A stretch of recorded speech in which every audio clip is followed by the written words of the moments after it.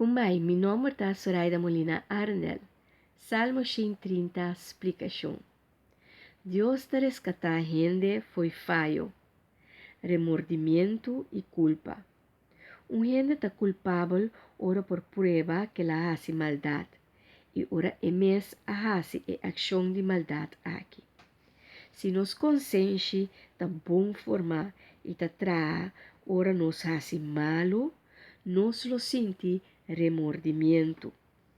Timbia ação ng robes e malo, quase ta trece roupa e consequência, que não tá bom de nos vida. E nos tende paga pe culpa. Nos te cana com sentimento de culpa pa falho não, que nos ahasi, of ta culpa outro não. Deus perdona-nos liberdade de culpa. Oportunidade não novo. Chance de novo e vida novo. Eta sana, eta salva e eta libera. Eta libera-nos, eta compra-nos livre de culpa, falho e de pecado. Despide Deus pe comprar-o livre de culpa e lobo vai sentir a lo largo alívio e aliviar. E dentro do espírito, vos sente que o peso a barra foi bolomba. É algo real, algo real.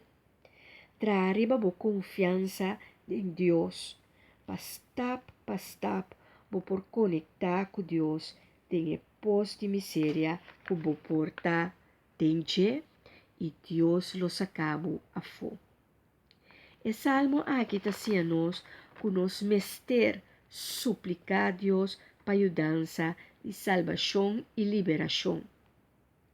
Ora nós está em abismo. Deus lo escuta e perdona tur fallo, tur culpa, tur pecado. E salmo aqui está salmo penitencial. Outro salmo não penitencial está salmo 6, 32, 38, 51, 102 e 143. O salmo aqui está nos que den rende sua desesperação, Mester llama arriba Deus para ajudança, graça, misericórdia e perdão. Deus tem piedade e misericórdia e está perdonar. Deus te escuta e Deus te papia perdão. Nós te contestar com fé, riba Deus sua presença e Deus sua palavra.